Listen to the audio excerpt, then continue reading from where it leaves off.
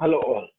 In the last class, we just learned what exactly are the associative memories, what are heteroassociative memories, what are auto-associative memories, what is their function, how they actually learn the weight or they update the weights, what are bidirectional associative memories. So we already gone through all these in details. Then we looked after how to write equations for weight operation. So let us again recall all those concepts one by one, just by going through the presentation. So the pattern association neural nets are single layer neural networks. We already know that there are only two layers, input layer and output layer. The input output vector are represented using a pair S colon T, where S represent the input and T represent the target uh, vector. S is also a vector and T is also a vector. If T is same as that of S, then these are called as auto-associative memories. If they are different, then they are called as hetero-associative memories. The learning process for both as well as for bidirectional BAM also remains the same. Uh, Before training an associative memory neural network, original pattern or the original input has to be converted to an appropriate representation. For example, many of the features are to be written in the form of zeros and ones in case of binary, or plus one, minus one, or zero in case of bipolar. Both uh, or you can say all the input features are to be converted to make them work with neural networks. The training algorithm, as discussed earlier for the associative memories, is helps learning. We all know that Heb's rule work on the principle of positive correlation or negative correlation between the input neuron X and output neuron Y. If they are related in a positive way, then their weights are to be strengthened. Otherwise, the weight connecting them is to be negated or is to be weakened. This is the overall principle of your Hebbian learning, and very well represented using W of I J given by W of I J or multiplied by eta. Here eta becomes equal to 1 just for making the calculation simple. And X is your input pattern and Y is your target. Means both input and output are already mentioned, already given to you for applying the Heb's law rule. Now, the Heb's rule can be uh, seen in the form of outer product also. Suppose the pattern S was given by uh, uh, in the form of n features and T is given in the form of n features for particular pattern. Then the weight W can be obtained using uh, the transpose of input vector S multiplied by T. We already derived it in the last class. And a particular weight Ij can be obtained by summing this term for all patterns. If there are p patterns, then this equation, or you can say this weight, is to be calculated for first pattern, for second pattern, for third pattern, and for after calculating this for all p patterns, we need to sum them up. And in this way, if we are having m neurons in input layer and neurons in output layer, so W is going to be a matrix of m is to n, and which is again obtainable by multiplying your input matrix with your target matrix. This was also discussed in our last class. So heteroassociative, as we already know, that in case of heteroassociative memories, the input patterns are n-dimensional and output is of n dimension, and means the input and output patterns stored are different. Uh, it follows the Hebb's rule as already discussed. The architecture for heteroassociative memory, or you can say for all kind of memories, heteroassociative, auto-associative, for bidirectional, almost remains the same. So this is the architecture for heteroassociative memory. This is your input layer and this is your output layer. Then we in the last lecture we calculated all these weights. We calculated this as W1, this as W2, and this as W3. This we all did in our last class. The activation function to be used here at the output layer is your threshold function given by that output will be 1 if total net value is greater than 0, is equal to 0 if net value is equal to 0, is equal to -1 if net value is less than -1. If the target responses of the net are binary in nature, the above said activation function was to be used when input and outputs both are in bipolar form. When the input and output are both represented in terms of binary, then the activation function used will be of this nature. It means the output will be 1 if total net generated is greater than 0, it will be 0 if it is less than or equal to 0. Now let us try to trace it on a simple example. What exactly we want is that we want to have a heteroassociative memory for 4 number of patterns. For pattern number 1, having 4 features, we want to store a 2 featured vector 1 0. For pattern number 2, again given by 1 1 0 0, 1 0 means 2 featured vector is to be stored in the same way for third, in the same way for fourth. So if we thought about uh, the overall architecture of this heteroassociative memory, then the input layer will contain 4 neurons and your output layer will contain 2 neurons. The connections can be drawn as shown. This is your input layer neurons, 4 neurons in the input. These are your 4 neurons in the output layer. Each input neuron connected with the two output neuron. So there will be 2 vectors W1 and W2. W1 containing 4 features, 4 values. W2 also containing 4 values, 4 weights for these edges. So overall weight matrix will be of 4:2, means it will contain total 8 number of weights. Now let us try to obtain these 8 weights. These weights are to be obtained using your Hebb's rule given by this equation. W of ij new is equal to W of ij odd plus a multiplication of input and output. Here X is your input pattern and Y is your target. That was already mentioned along with patterns. Initially W was equal to 0, means all weights were initialized to 0. So pick the first pattern. This was your input and this is your target. So we applied the Hebb's rule and obtained W11 as this. It comes out to be 1, and all other means W of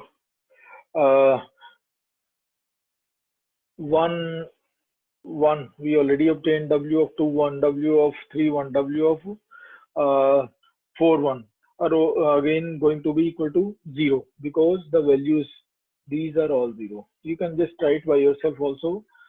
They will be coming out to be 0 0 and 0. So for pattern number 2, that is this pattern given by 110 and output, or you can say target is 10. The Hebb rule generated the new weights where W11 comes out to be 1, comes out to be 2, and W21 comes out to be 1. Rest 2 remains the 0 due to these 2 zeros present in the input pattern. In the same way, we can obtain the weight updation for third pattern and the weights for the fourth pattern also. So these are the weights for your four patterns which are supposed to be stored for recalling the stored pattern when a given input pattern is presented to your net.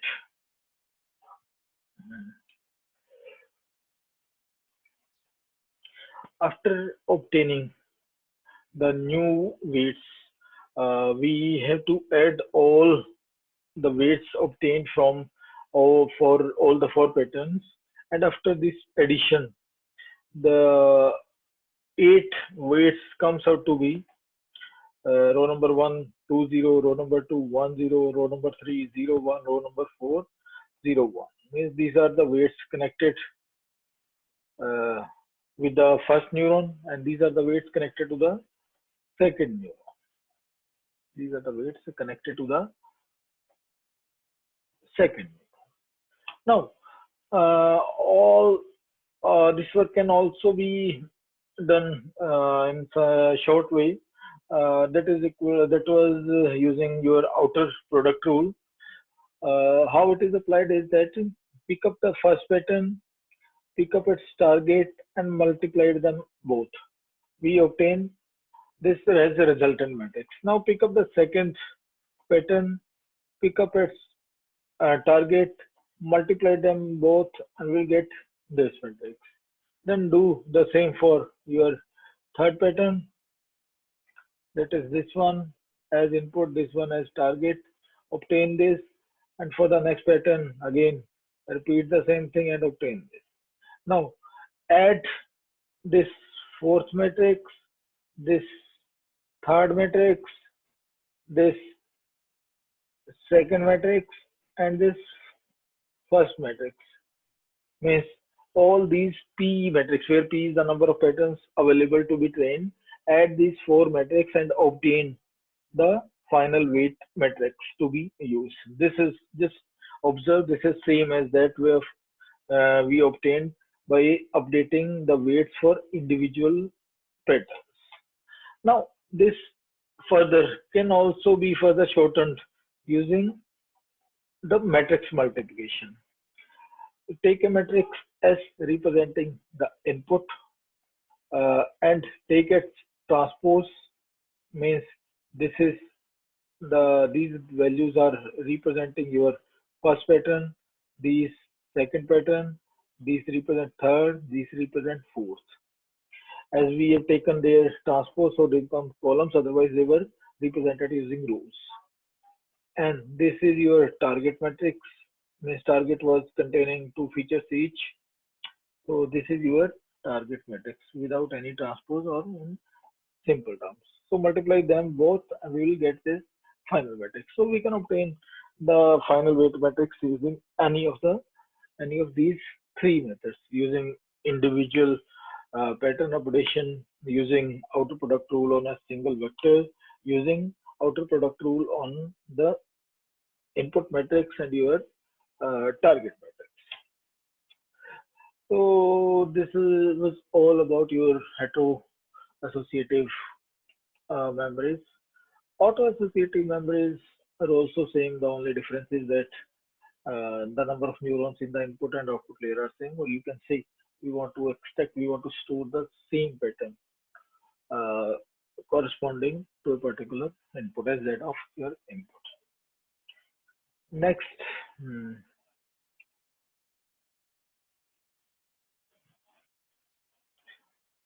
next in the line are bidirectional associative memory networks.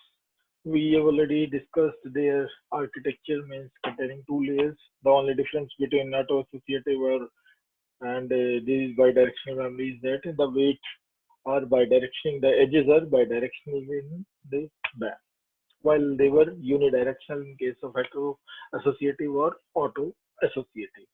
The input layer, now we call it as X layer. The output layer we will call it as Y layer rather than input and output layers. The architecture can be drawn as this: input layer, or you can say input neuron, and the output layer, output neuron. Then again the weight vector 1, weight vector 2, weight vector 3. Just note that now this is your bidirectional edge, means two-ended edges are there. The Hebs learning is again to be used for finding the final weight matrix.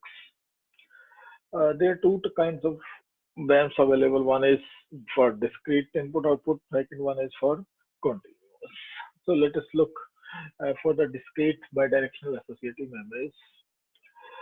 In each, the weights are found from some of the outer products of your bipolar form of training pairs. The activation function used is a step function. The inputs are supposed to be represented using S of P. Correspondingly, T of P represent their target. Let the input contains your N features and output contains your M features. Then the formula for weight updation when the binary input vectors are considered is this: W5J is equal to 2 of SIP minus 1, 2 of P of JP minus 1. Then we need to sum up this for all patterns till we'll obtain final weight W of ij. It can be directly written as transpose of S 2 times minus 1 dot product 2 of target vector minus 1. So both ways can be used to obtain this final weight I of j. When input and output are bipolar in nature, then we'll use the Heps learning as discussed and as used earlier. Means we will be finding outer product of your input pattern along with your target uh, expected, and will obtain the final weight matrix. Activation function for the Y layer or for the output layer to be used is that Yj will be equal to 1 if it is equal to 0, sum at the neuron. It will be equal to Yj itself if the it is equal to if sum was equal to 0, it means the output need not to be changed. It will remain as the previous one. And it will be 0 if it is less than 0. This was for the binary input vector. And the activation function for the input layer means for the backward pass when output layer was acting as your input will be equal to again your step function of the same nature. And when the input and output are bipolar in nature, then the activation function remains the step function, however, but changed in the way given here. It will be equal to 1 when theta of j equal to j greater than 0. Will remain the odd one if it is equal to theta of j, will be equal to minus 1 if it is less than theta of j, where theta of j is your threshold set. These were the activation function for your Y layer, and these are your activation function for X layer, just and along with the same line. Now, not if the input is exactly equal to the threshold value, the activation function decides to leave the activation of that unit as its previous value, means no change is going to be there. The first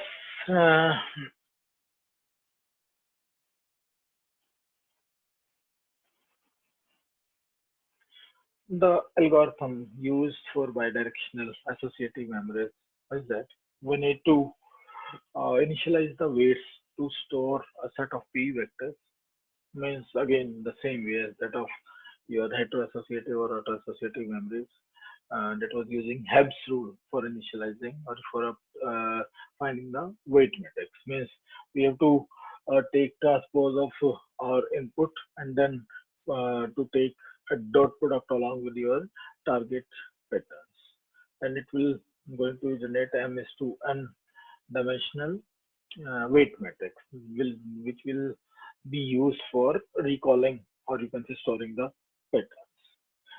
For each testing input, we will be presenting X to, or you can say input pattern to your X layer. And after presenting to the X layer, we'll be applying activation function on each of the output neuron present. And accordingly, we'll be finding the output corresponding to that input pattern. And that output is to be found using this activation function being applied on your y in j, where y in j was calculated using this equation for each neuron. Now, this calculated output at the yth layer will again be sent back to X layer, where X layer will be activated, and the output for each neuron in the input or X layer will be found using this equation, this activation function, where X in will be coming from using this equation. Means at each neuron, the multiplication of weight and its output. Output. And we have to repeat this process until we reach the condition of convergence, where convergence means where if the activation vectors x and y have reached equilibrium, then we stop, otherwise we need to continue. Then for continuous bidirectional associative memories, the weight updation mechanism to be used is this W of ij will be calculated using this equation, and the activation function to be used here is logistic sig model that we used earlier in many other neurons like back propagation neural networks and others. So we are going to calculate the output at layer y using this activation function, and that output will be fed back to the input layer, and there again we will be generating the output at the input layer that will be again pushed forward, then again the output generated will be pushed backward till an equilibrium is not reached. So the functioning criteria for both the continuous and your discrete bands remains the same, algorithm remains the same. There is just change in the activation function and your weight operation equations. Now let us see an example of application for band. Let there are two samples, one representing A and other representing C. Each of these samples were drawn in a grid of 5 into 3, means 5 rows and 3 columns each. It means there are 15 neurons uh, will be required to represent A as well as C. So the input layer will contain 15 number of neurons, and A will be represented using these 15 bits. The C will be represented using these 15 bits. So what we expect is, or what we want is that for A there should be the pattern Z1, -1 and 1 stored, and for pattern C, 1, 1 should be stored in the memory. Or you can say we want a neural network in which if we pass A, then the output should be produced as -1 and 1. If we pass -1 and 1 at the output layer, then the record value should be equal to the letter A. It means it should be working in both the ways. So let us try to do it. First of all, we need to find the weight matrix for pattern number A, pattern A, weight matrix for pattern C. Both these are found using the transpose of your input pattern multiplied by your target, transpose of your C multiplied by target, and then their addition of both, resulting in this final matrix. So this is going to be your final weight matrix to be used for bidirectional associative memory. Now, to illustrate, we first demonstrate that the net gives correct y vector when presented with the x vector. Suppose your input vector presented to the neural network is A, means this is given as your input, and